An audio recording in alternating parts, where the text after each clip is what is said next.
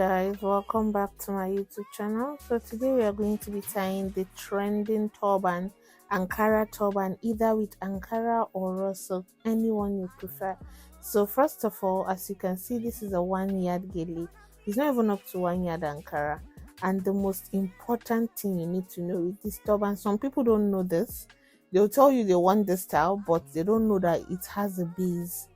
No matter how big your hair tie is or no matter how small your hair tie is, you need to tie a base under. It's either you get a soft veil, a jersey scarf, or a raw silk under your head first before you go before you tie the Ankara itself or your raw silk on top of it, like the main gilly itself.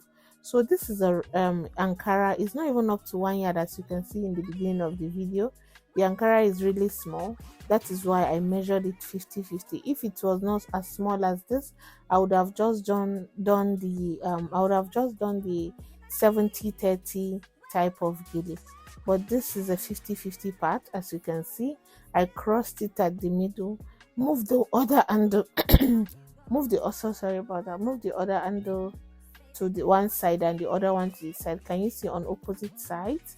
Then I'll bring the handles together instead of it to tie properly.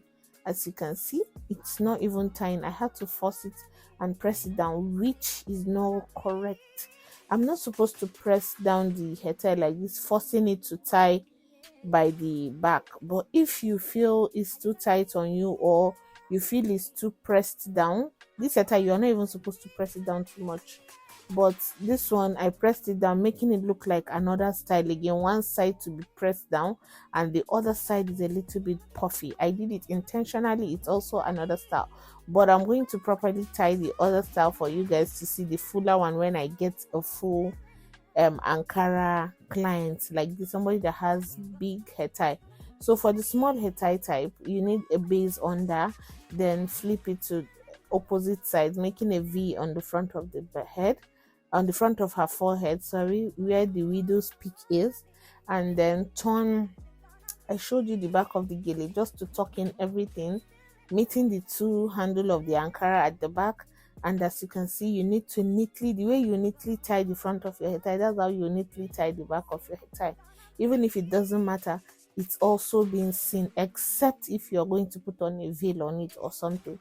That is when you now decide, okay, let me tie the back anyhow. But to be safe, it's better the back of your hair tie is also neat.